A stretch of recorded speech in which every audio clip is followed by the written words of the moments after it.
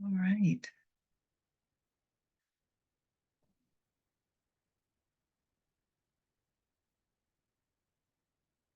Got people starting to roll in. We'll get started in just a minute when kind of the door roll stops. But as you're coming in, feel free to introduce yourself and where you're at in the chat. And let us know where you're calling in from. And during the talk today, we will take Q&A in the Q&A section, and feel free to use chat to talk to each other.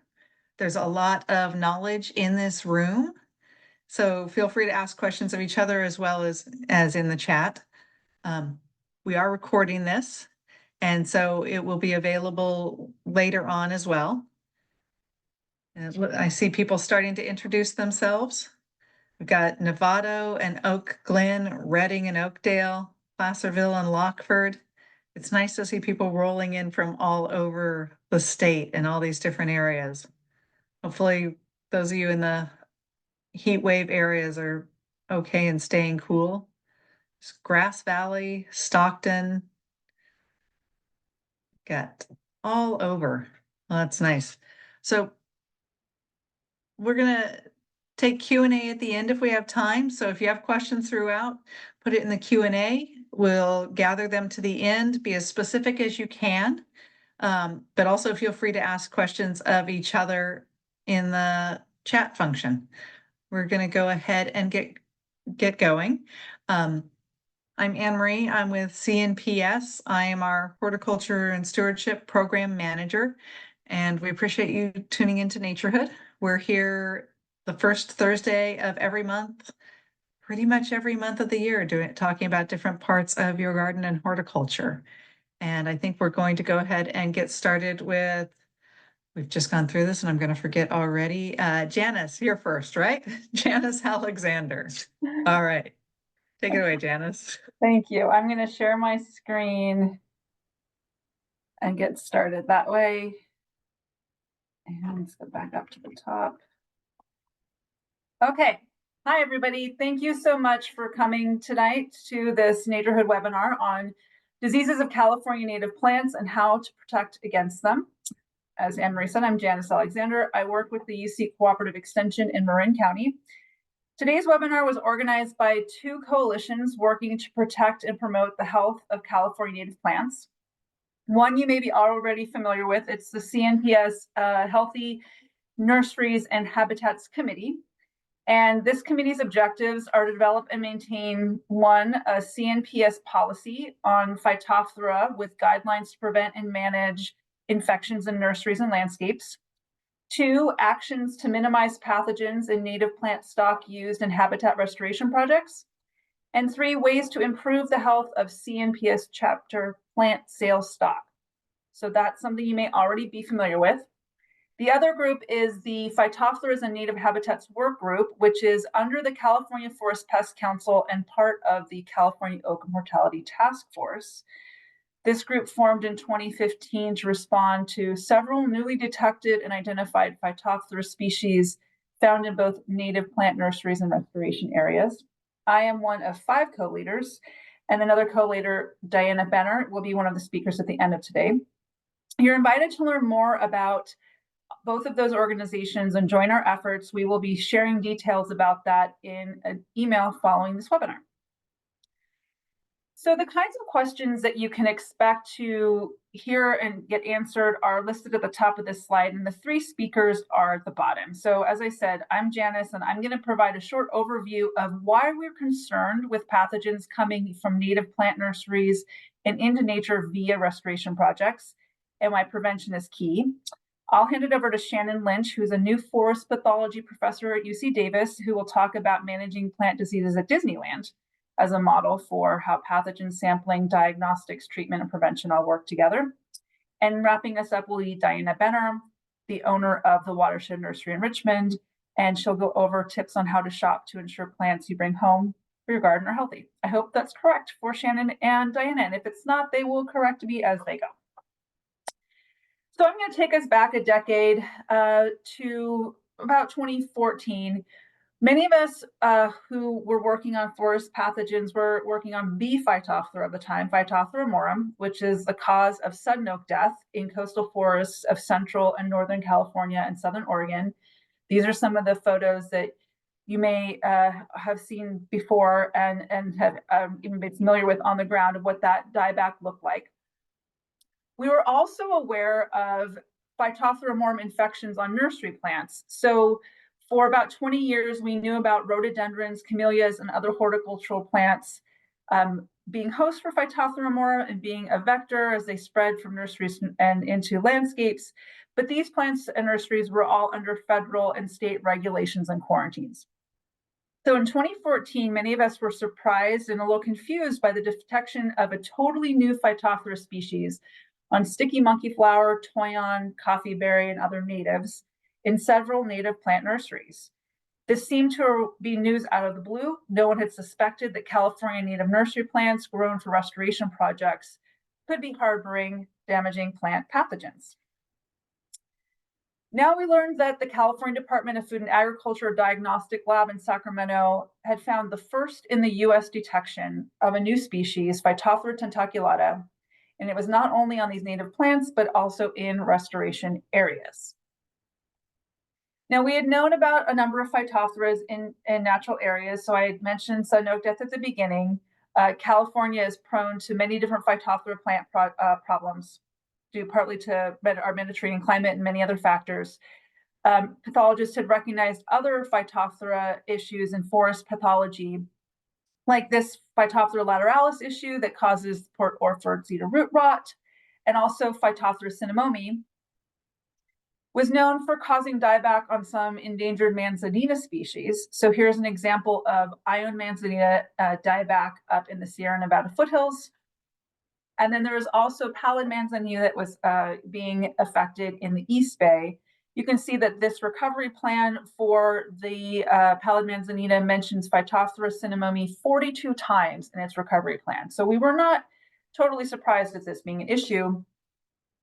What seemed to be different this time, however, was that we saw that these Phytophthora species were being actively introduced to these sensitive habitats through restoration plantings. So this was heartbreaking for the native plant growers and the vegetation ecologists who were trying to preserve and enhance these native plant communities by this very active restoration and unintentionally causing damage. So here's an example of one of the issues that example of how this came about in a very big way. So Coyote ceanothus is endemic to just 3 locations in Santa Clara County. It's federal listed endangered species. That's its beautiful picture there on the left. The largest population of Coyote ceanothus had been in Anderson Dam, and Anderson Dam needed to undergo a seismic retrofit for water supply and public safety. And there were over 3,600 Coyote ceanothus plants located right where the work was set to happen, which is that middle picture there. So the Santa Clara Valley Water District decided to plant a new crop in something called the Coyote Ridge Preserve, and they had 1,000 plants that they put in the ground in 2014. And unfortunately, many of those plants were already infected with Phytophthora cactorum. And so those plants did not survive, and then that whole site became infested. So this was an example of trying to preserve and enhance a habitat for this endangered plant and accidentally creating an even worse problem. So we looked at this and we saw that the pathway between native nurseries for restoration, getting them out, those plants out into restoration zones was clear pathway. And it seemed like more than a pathway. It might even been a super highway. Like we were really, really pushing these plants out, and these pathogens were going along for the ride. So one of the reasons that happened is because these are soil-borne pathogens that love water. So these plants would come out with their soil in their pots on their roots, and often be planted in areas that were wet because a lot of restoration happens in riparian zones or in other areas where water collects. That's exactly what Phytophthora species like. So at this point, we realized too that it's very important that the pathogen spread does not happen to begin with, because once the pathogens get established in that area, it is nearly impossible to treat and eradicate those infestations. So here we were looking a little bit more at, well, where are the Phytophthores? Are they in nurseries? What are they? And yes, they were many. There were, of the native nurseries, this study looked at 26 nurseries. 77% of them had some kind of Phytophthora, and there were 15 different species identified. And then looking at a larger picture of California, 80 different species in California, some of them not even formally described yet.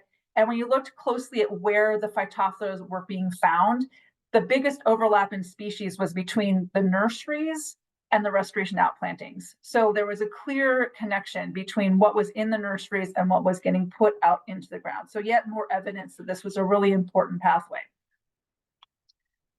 So what to do? Many people were quite upset. As I said, these were people who've devoted their careers to growing native plants to restore these important species and habitats. And once they got in, it was almost impossible to get them out. So prevention really was the key. And I'm going to show a couple of pictures in the next slide of the Presidio Native Plant Nursery that's part of the Golden Gate National Recreation Area. These are some of the best management practices that our work group helped kind of determine were key in preventing pathogen establishment and spread within the nursery.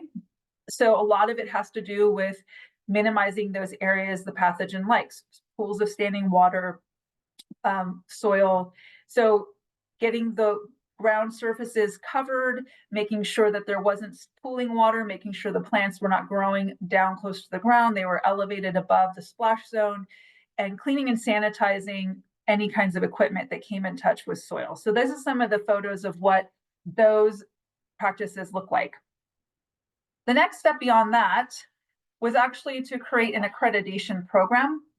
And so this was taking the accreditation to improve restoration air pilot. We started a few years ago and has now been taken over by UC Davis.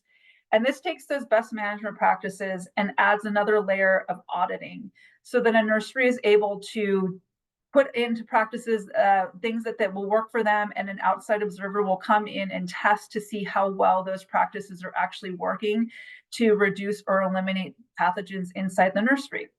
And this has actually been very effective in highlighting where different systems need to be tightened and help create a quality control so restoration sites know that they're getting plants grown at the highest level.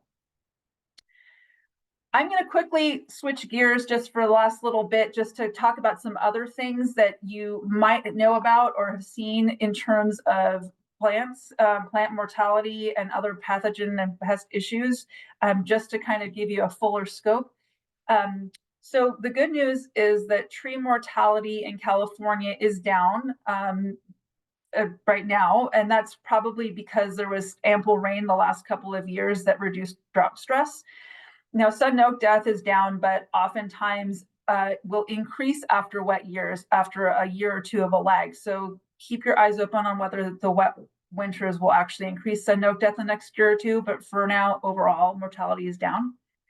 Another couple of issues you might have seen or heard of: redwoods along the entire California coast have been showing abnormally high amounts of dead and brown twigs and branches. And this is likely due to very hot weather in early summer. It's possible that the redwoods were thinning out some foliage to help lessen their need for water. In any case, the dieback is not thought to be significant to the tree's overall health, but it can be quite visually striking, and many people have noticed this. So just so you know, that's what we think is happening there. Does not seem to be a major issue for the redwood.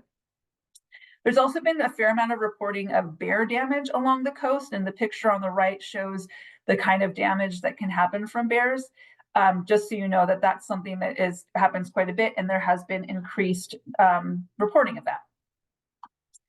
Some not so good news in terms of overall plant mortality across the state.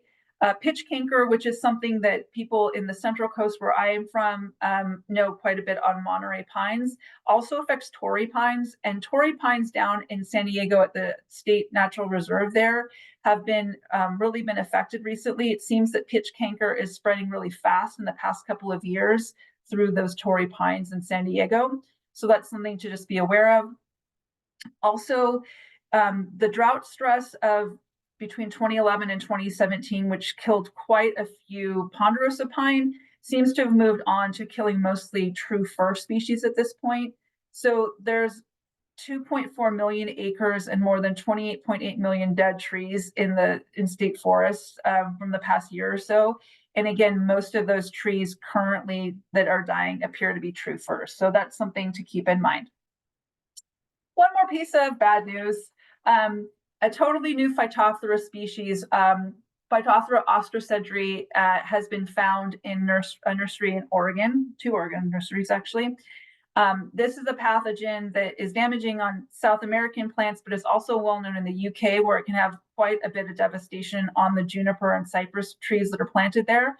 So we don't know where this story is going to go, but just to know that yet another Phytophthora that we have not seen in our area has been found in nurseries and has the potential to continue to spread within nurseries and out to other plants, especially these popular ornamental species. So something else to keep in mind. I just want to give a quick thank you to many, many people who have helped with this work, including many of the co-leaders in the Phytophthora work group, additional funders, organizers, researchers that help present some of these findings. So we are a very big group of people, and I would like to thank a few of them here on this slide. And finally, I do invite you to join our work. Our website is calphytos.org, and we are having a virtual annual meeting at the end of this month. It's completely free. It will be recorded. But if you would like to learn more about the different Phytophtheras affecting our native plants in the nurseries and restoration sites, we do have a great agenda, and I invite you to participate, and we will include that information in our email. And that is all that I have to say about that. I would like to now pass this over to Shannon Lynch. Shannon, would you like to take over now? Sure, thank you. Let me.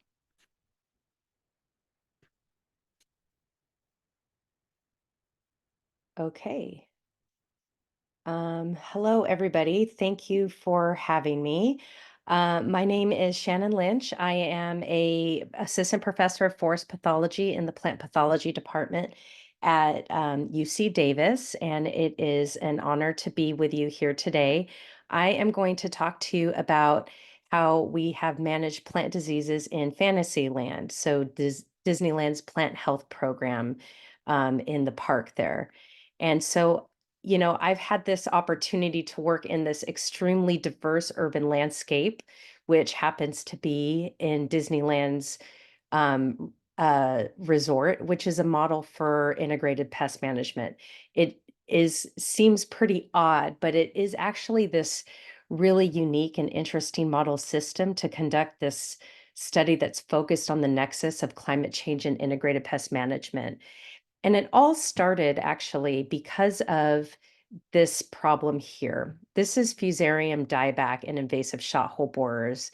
It's a pest pathogen complex that is a problem in Southern California. So I'm going to give you a little bit of a background about this first before I dive into what we did in Disneyland, because this is how we got involved.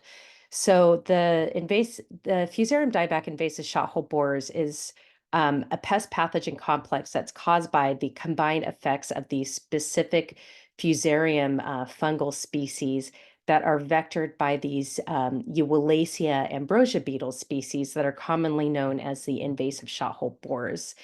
The beetles were introduced from Eastern Asia to Southern California, presumably on packing material, and detected on trees in 2012. They're the size of a grain of rice and are functionally the same. So we tend to refer to them as the invasive shot hole borers.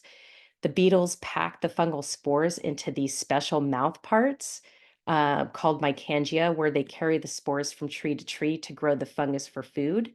And the fungus is also a plant pathogen. And this complex has a really broad host range. So similar to, Phytophthora ramorum, which attacks a lot of tree species, this pest pathogen complex reproduces on 77 tree species in California. 20 of which are native to California. Avocado is also a reproductive host, and anywhere from 25 to 60% of all individuals planted in the urban landscapes in Southern California are also hosts.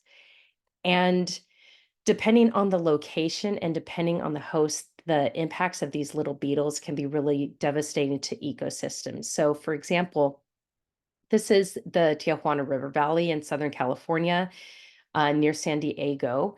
And in this riparian forest, over 200,000 willow trees were killed within 1 year. So this is just the worst case scenario to show the impacts that this beetle pathogen complex can have. And we see cascading effects of this mortality as well. So this is looking at the mortality from side to side on the ground after 1 year. And then 9 months later, castor bean, a highly invasive weedy plant, has begun to encroach into the area, preventing establishment and recovery of those native willow trees, which serve as critical breeding habitat for the endangered bird species.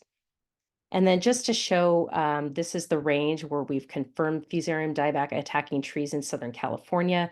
Again, the beetles were introduced to Southern California on 2 separate occasions from 2 separate locations in Southeast Asia, presumably unpacking material.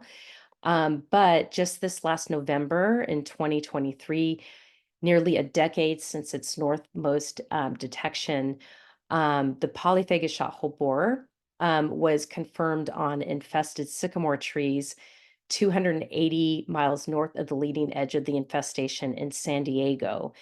So this has kind of set off some alarm bells as well in Northern California. And so there's a big response on what to do there.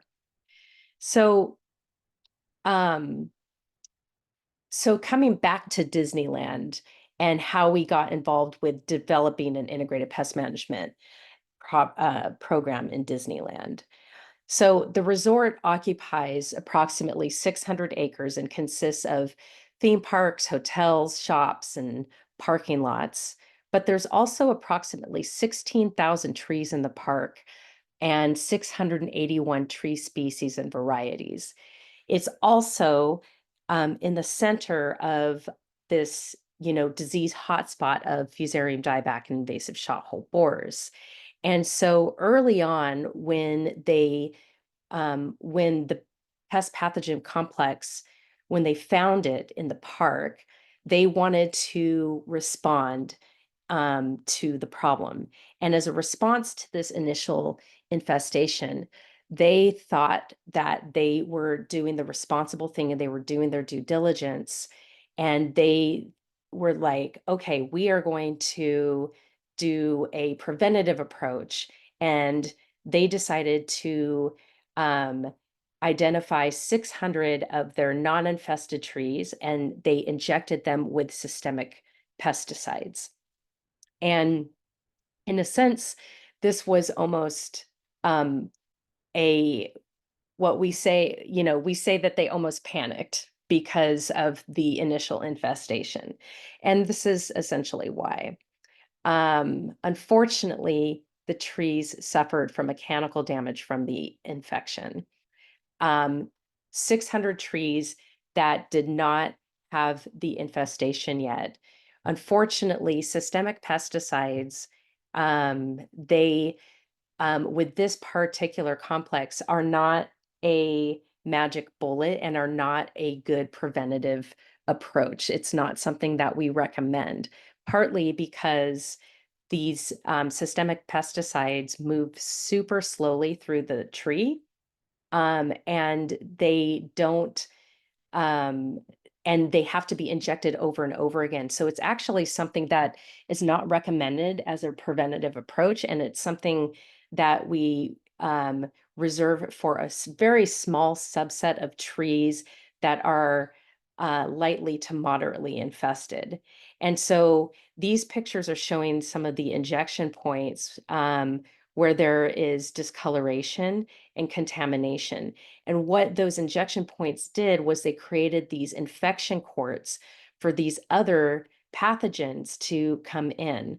So we have other these other opportunistic pathogens like Botrysphaeria, which are these, they love to come in through wounds, wounded tissue, and they're opportunistic. So they come in through this wounded tissue and they actually move really quickly, much more quickly than the Fusarium pathogen that is caused by the Fusarium dieback. And they cause these huge cankers, and they cause much more extensive damage on these trees throughout the park. And so they actually caused much more, unfortunately, undue suffering on their trees. And so this is how we ended up getting involved, because they needed to recruit some experts who knew something about the disease. So, so this is where I got involved. Dr. Akib Eskelin from UC Davis, who's a cooperative extension faculty, John Kabashima, who's a cooperative extension advisor. We worked with the horticulture department. So this is Rhonda Wood, who's the urban forester and the IPM manager there. We worked very closely with the horticulture department to develop a comprehensive IPM program to address and respond to this issue. And it involved a multi-prong approach, which involved identifying the pest and pathogen accurately in the park, monitoring and assessing the pests and diseases. So looking for not just the pathogen, not just Fusarium dieback, but other lookalikes in the park. Establishing appropriate guidelines for when management action was needed, using a combination, not just a magic bullet, because we don't have a magic bullet for this. So a combination of tools, of cultural and chemical management tools to address and respond to this problem, and a lot of training and outreach in the park as well. And so what did this look like? So we set up a monitoring program first, where we set up traps around the perimeter of the park to monitor where the beetles were coming from in the neighboring landscape. And then we also set up interior traps to monitor hotspots and beetle activity as well. We monitored these traps on a monthly basis to detect where the beetle was going to be the most active in the park. And then once we identified hotspots in the park, all of the trees were monitored actively, and the crew monitored those inventory trees to determine the source of beetle populations on infested trees and to determine which management actions to apply based on attack severity and host type. Because of the broad host range and the different, these hosts get attacked differently depending on the kind of host that they are. So depending on the severity of attack, some die when they're attacked, some only get branch dieback and decline. And so depending on these different factors, they determine what was the best actions to apply. So all of these so it was this multi-pronged approach where the trees were monitored and based on where the hotspots were identified using the trap data. And this was done on a monthly basis to evaluate, different findings and decision making on next steps. And so in this this was an iterative process with all of the park staff. Every month we learned something new, and the park staff, while we weren't there, were monitoring the trees, and then we came back and evaluated kind of what was going on. And the management actions that were available to us were cultural and sanitation. So things like pruning infested branches. And that pruning infested branches was really important because that could reduce the beetle population on the tree and in the surrounding area.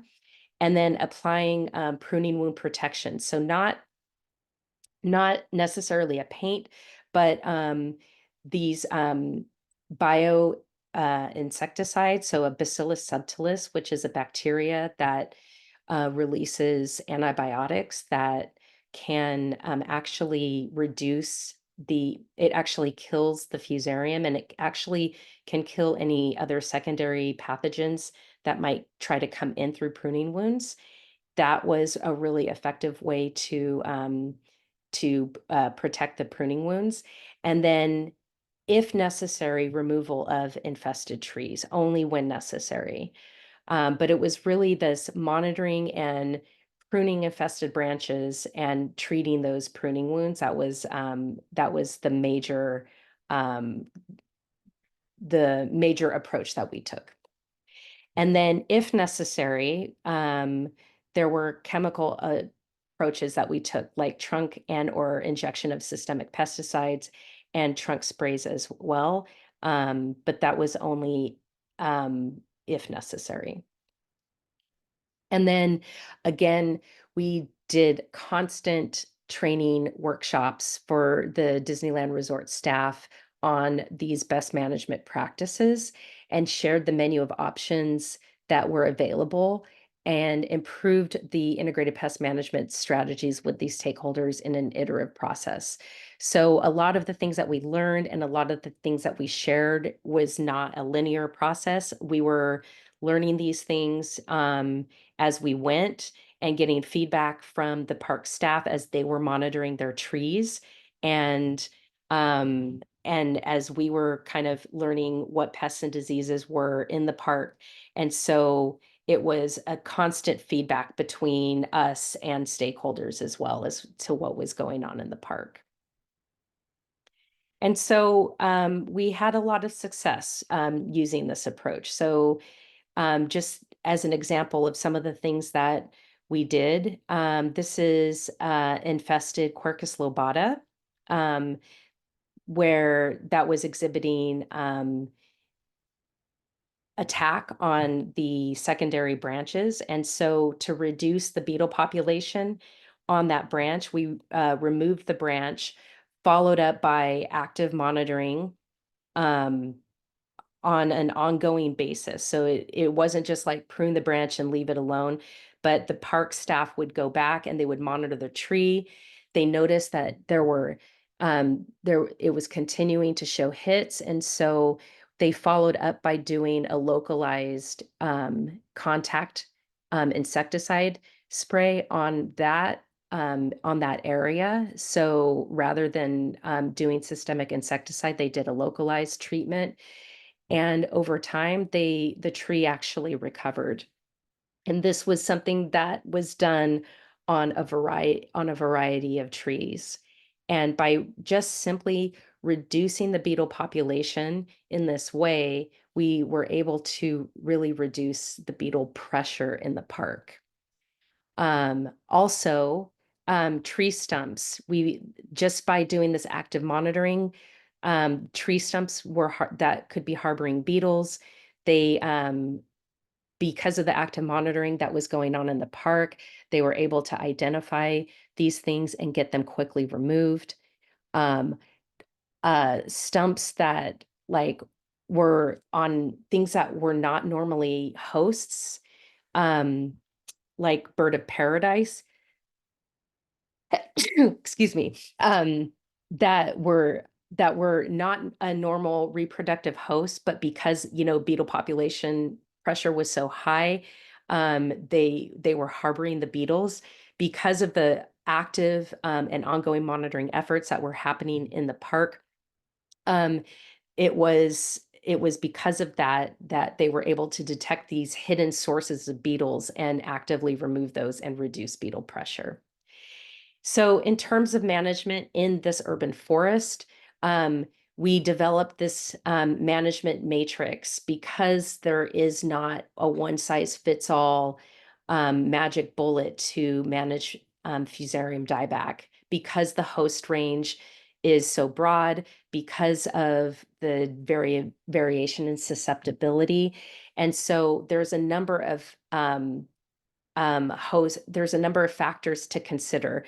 I'm not expecting anybody to, memorize this, but we've developed this management matrix to highlight the fact that, you know, that there's different actions that are required depending on the host type, whether the beetle can reproduce it or not, the hazard level, whether the the tree poses a hazard to people and property, especially in the park, and whether or not the infestation level is low, moderate, to heavy or severe, and whether or not the um,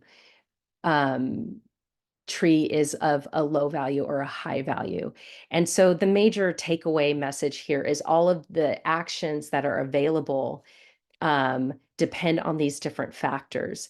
And monitoring and removing branches is really the main thing that is done to is one of the biggest tools that we have in our toolbox to do this. And it's treating with chemicals and removing trees that are reserved for a small subset of trees. So not a one-size-fits-all treatment for this, but we developed this management matrix out of all of the work that was done in Disneyland Resort. And after all of the interventions that we implemented in Disneyland Resort, less than 1% after all of this work that we did were chemically treated with injections. So it was a huge positive outcome because of that. And so this is just showing a graph of all of the beetles that we trapped in our traps over time. And at the beginning of these efforts, we got upwards to, almost 600 or 700 beetles within the traps in the park. And over time, we got next to nothing. And so although we didn't eradicate the beetle in the park, because there's no way to do that because there's so much from the outside coming in, we dramatically reduced the beetle population within the park because of all of these interventions of just simply removing branches and removing heavily infested trees on an as-needed basis. And so because of these efforts, we had a lot of success at keeping the beetle population at bay. And through these efforts, and through these monitoring efforts, we were able to actually identify other pests and diseases as well. So for example, just to show a couple of examples here, through these early interventions, we brought in our efforts to identify things like pine pitch canker in the park, which is something that affects many pine species.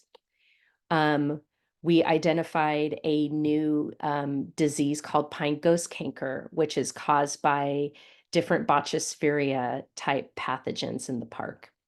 We identified this pink rot on palm that is a disease that affects stressed or weakened palms, and we're able to get at the cause of that disease as well. So these are just a few examples of some of the things that we were able to catch just through not just monitoring Fusarium dieback and invasive shothole borers, but we were able to catch these other things as well. And so through these efforts, one of the conclusions that we have come to is that, although shothole borer in California is here to stay, there is no need to panic. The disease is manageable with timely action. It's just simply important. It's important to take it seriously, but one just needs to educate oneself about shot hole borer and other pests and disease. Take preventative actions to avoid problems with pests and disease, and look for science-based management options, and to use tools in the toolbox first and leave chemical management as a last resort. And that's essentially what we did in the park, and we had a lot of success doing that.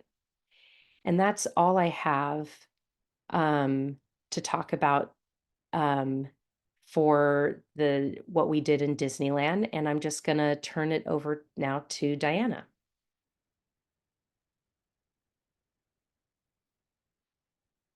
Okay, wow, that was so cool. Really amazing. Okay, yes, that's what I want to do. I'm going to do that.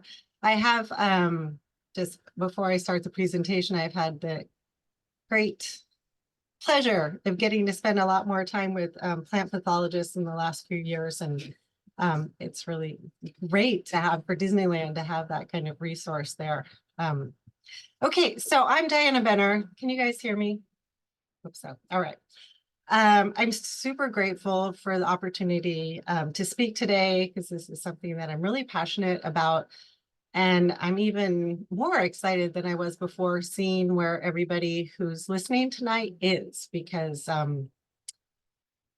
we need to spread the word, the good word. So I'm Diana Benner. Have worked with the Phytophthora Native Habitats Work Group, part of the Accreditation to Improve Restoration team, and a co-owner at the Watershed Nursery Cooperative. And today I want to focus on what we know that CNPS is dedicated to preservation and protection of California's native flora.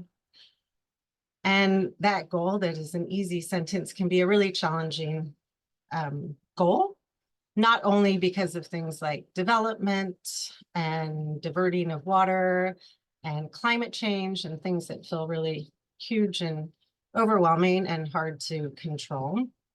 But also, as we've gathered from the previous talks, due to plant pathogens, which is an area where we actually can have some control, as Shannon's talk has pointed out. So the goal for my talk today is to give you some tips to help manage this particular challenge to protecting California's fabulous native flora. And a lot of this has been highlighted, but just to highlight again, what is at risk? I co-own a restoration nursery, and we're planning for restoration, as Janice sort of highlighted. We have a really specific goal. It really matters. But whether you're planting for your home garden or restoration, the goal is to enhance habitat. We might be enhancing the habitat visually for us to look at things, but more and more people are gardening for addressing a broader impact of habitat enhancement. And if you plant a plant that is sick, not only will that plant potentially not survive, but be a vector, a path to spread disease to other plants in the area where you've planted it. And these two manzanitas have showed up already this evening. But these are two rare species manzanita in California that are currently, populations are infected with Phytophthora species, and their populations are at risk. And although tracking source of disease, as with people, with plants, can be really tricky, it's thought that these introductions, as well as the introduction of the Phytophthora species that causes sudden oak death, did not come from restoration nurseries, but came from, general horticultural ornamental nurseries. So you can see through that the potential for impact and what can be at risk.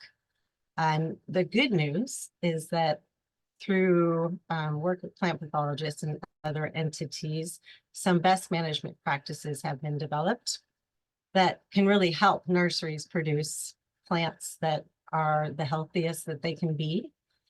And that is what we're going to talk about today.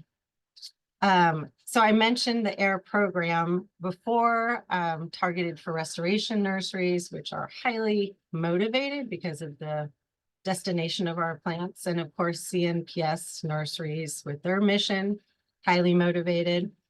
But since we know infection can come and has come from standard ornamental productions, I really encourage people to be looking for and talking about and asking about these topics at any nursery they visit. And what we're really talking about is what's referred to as critical control points. So what are the ways that pathogens move around, and where can we control that in the nursery productions? So the three biggies for root pathogens, so Phytophthora, root pathogen, Phytophthora and Pythiums and Fusariums, can be transferred through plant material, infected plant material, through soil that has spores of the pathogens, and through water. They have swimming spores that can travel around. So those are three things to be thinking about when you go into a nursery, of ways that things can be moved around. And then there's some associated control points. Containers is a pretty obvious one. Why? But also field layout, sanitation, and some more if I have time to speak about that I'll touch on. So plants, obviously, a lot of the outline of this talk is based on a resource that will be shared with everybody, of what to look for when buying plants. And looking for symptoms on plants is a great place to start. And things like seeing leaf yellowing and dieback and leaf spots and cankers and all that is obviously a good thing to do. And a lot of the impact of Phytophthora species in the early stages on a plant can be very similar to being in sort of a drought condition, and can be really hard to see. So this is another reason why, rather than trying to see in the plant, of like trying to see in the nursery setting, because that's a little easier to identify practices that would lead to infection or not. And I'm just going to say, for example,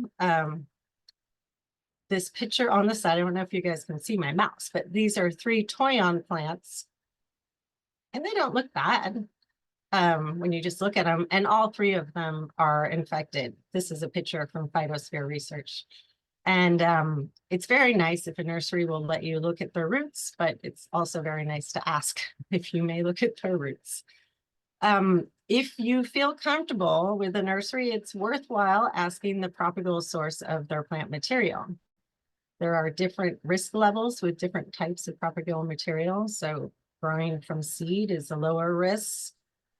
Cuttings are the next lowest, depending on where they're collected from. Salvaging is obviously a high risk. And buy-ins can be a really high risk because you don't have control over how the people who are starting the plants are growing them. Moving on to an associated vector of containers. This has really been identified as a critical place that disease can be moved around. Between nurseries, people are always trying to bring us containers, and of course they're always dirty. So you can both look without having to ask people of like, do you see their containers? Where are they storing them? Do they have dirty ones piled somewhere around? Where are they keeping the clean ones? But then also asking nurseries if they are using new containers, or if they're reusing containers, if they're sterilizing them. There's a chemical method to sterilize. You can heat treat with steam or solarizing. And critical control point, the container. Oh, I'm showing you a video you don't need to see. Hold on. Soil, of course, is in your containers. And,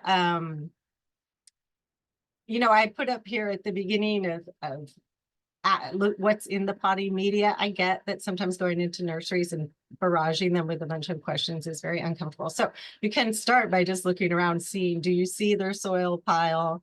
Do you see how it's stored? Is it, in a controlled environment? Is it in an area where there might be runoff from adjacent properties? And then also, you can ask what are the components and see if there are high risk components like organics, compost if it's not treated correctly. But really, no matter what's in the potting media, the way to control what you have in your potting media in regards to pathogens is to heat treat it, to pasteurize it. So what you're really looking for is a nursery will say, yes, we heat treat our media. And there are several ways to heat treat. So there's some systems that are developed that are fancy and expensive. And then there's some that are very homegrown and not expensive and still work to get the job done. And solarizing is another option that is pretty low cost and can be used not just for potting media, but containers as well. So a lot of bang for the buck of that investment. Okay, so we've talked about plants and we've talked about soils, and now we're going to talk about water. Again, you can look around, you can see, are there puddles there? Is there where that water is flowing across the site? But also asking, where does their water come from? If it's coming from a municipal source, that's pretty safe. Wells in general, pretty safe. They do need to be tested regularly. But there's some nurseries that use, ponds, and they're pulling from that pond to water their material. And that is a very high risk way to do it, unless there's a sterilization, I presume, step in between. Irrigating to avoid splash, so drip irrigation. And then substrate, looking at what is underneath. The big thing we're looking for is to not have a splash from the ground into our plants. So a gravel or a weed cloth or something, that avoiding puddling and avoiding splash. And something you can see when you're at a nursery easily is, where are their hoses? Because if their hoses are on the ground in a puddle and then they're picking it up and watering with that, that's a very good vector to move disease around. So look to see where their hoses are. And I mentioned this, I think for us, the biggest bang for our buck thing at the nursery so far in regards to implementing the BMPs has just been getting everything up off the ground. So we consider the ground is dirty. It's got potential infestation in it. So getting all the plants up off the ground, far from any potential puddling or splash zone. It is through splash studies determined that 3 feet's really good if you can get your tables that high. 2 feet's good. So and then looking around to see if you see leaf debris, soil debris, is it dry? And then we had talked about, sort of the bigger picture of the workflow and field layout, getting in the habit of just sort of assessing where every nursery is going to have some sort of coal pile of where they put their pulled plants. And you want to make sure that that is far away from the clean areas, far away from the growing plants, not a place that it could drain into that area. Having restricted entry to propagation areas.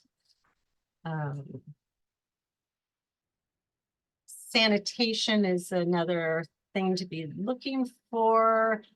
Just how clean the place is, if they're, talking to visitors and employees about cleanliness coming into the site. Are there minimal weeds and plant debris? And if you feel comfortable with your nursery, you can ask, if they're sanitizing in between every crop rotation, cleaning tables, using new gloves and tools and footwear, sanitize regularly. As another layer of inquiry, chemicals and amendments. We're getting more questions about these on the pesticide front because of neonicotinoids. So it's a pretty standard question to ask nurseries in my small world of experience. And then also fungicides, because a lot of fungicides may have an action of suppressing Phytophthora, but they do not kill Phytophthora. There's not a fungicide that does that yet. So it may be that the plants look really great in the nursery, but then when you get them home and they're not getting that same treatment, you start seeing symptoms. So what you want is a nursery that's not needing to suppress those things at home. I mean, in production. And then fertilizer is also a place that can be a vector. Unfortunately, some of the nice, sort of more organic, natural feeling things can be vectors as well because they're plants. So learning about those, finding out if their team is scouting regularly, and I'm going to go faster if they're trained and if they're keeping records. And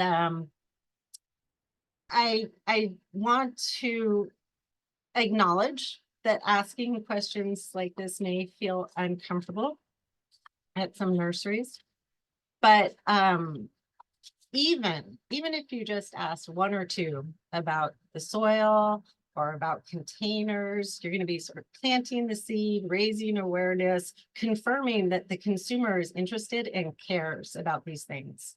And you may even mention at that time that you'd be willing to pay more for a plant that was grown with that kind of care. And nurseries can be motivated to do it. It's a great benefit for the nurseries. You have less loss, less pesticides, and higher survival of your plants. So a lot of pluses for the nurseries, and then the bigger scale benefit of reducing the risk of material going out from a nursery with a disease that can spread. And the AIR program is really excited to have over 25,000 plants, individual plants tested at the nurseries that are participating without a detection. So really good data showing that it works, implementing these best management practices. Since we can't tell looking at a plant, what you can tell is how are the plants grown? How are they cultured? So I really hope that everybody here tonight will start asking questions. And I believe that the more demand there is more questions to the nursery industry, the more motivation will be, and we'll actually be able to get some control on this particular challenge to our amazing California diversity of plants. Okay, that's it. Thank you very much. I'm going to pass it back to Anne-Marie. Thank you all for all of that information. We've got a couple of questions. We're not going to get through them all. We're going to shotgun them here. Diana, if I could get you to stop sharing, then we'll all come back on screen here. Great. All right, we've got some questions, and for those of you, if we don't get to all of them, we will be sending out an email after that will have some information. And there was a lot of information to go through, and I know that we've had people answering. Shannon's been answering in the Q&A, but somebody has a toy on exhibiting lace bug eggs on the undersides of leaves with a few adults, some paling of leaves a golden hue. Any ideas on treatments other than just soapy spray? Anyone?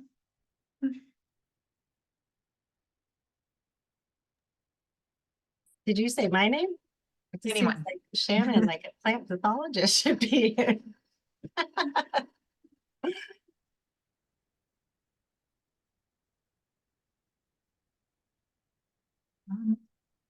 Well, we may need to look that one up there. That one, yeah, I'm a pathologist, not an entomologist, so I unfortunately I don't have a good answer for that. I'm sorry. All right. How about we had one, people who are often growing bits of their own plants, sharing with neighbors, doing plant exchanges. What are the best things that they can do to make sure that they're safe and that they're turning over things that are safe to other people? Oh, that's a great question. When we started the Phytophthora in Native Habitat Working Group, we were talking about how a lot of the, smaller friends of this and that creek have people growing plants in their backyard, members of the, volunteers for the group. And the plant pathologists we were dealing with were like, "You're doing what?" Like, It's really hard. It's really hard. I'll tell you, like, even in our nursery, controlling them is very difficult. As far as I know, there's not a place yet to be able to buy like bag heat treated media. It's such a need and a demand that I imagine it's got to come out soon. I keep trying to convince our local producers to do something like that. But that would be great. Clean your containers. You can use bleach. There's a lot of resources that can be shared in the email about how to clean your containers. So clean containers, try to get heat treated media. There are ways to heat treat small amounts of media in your oven. And then keep it off the ground, and be careful with your hose. And we often tell people in our landscaper training, clean your tools, particularly for Yeah. moving. If you're using them at other places, do you take them to your kids' school? Do you use them at a volunteer gig at your church? All those things. Clean your tools in between uses. Use alcohol, rubbing alcohol solutions, 90% alcohol you can get online. But we are at time. There are so many good questions left. I'm going to make a list and try to answer quite a few of them in the email that follows up. And we'll have some resources in the email as well. This has been recorded. It's going to be online on YouTube in a couple of days, and I will also have a link to that. So thank you all so much for the information. It was Everybody, thanks for a your good way to end the day. interest. All right. Thank you all. Thank you. Bye.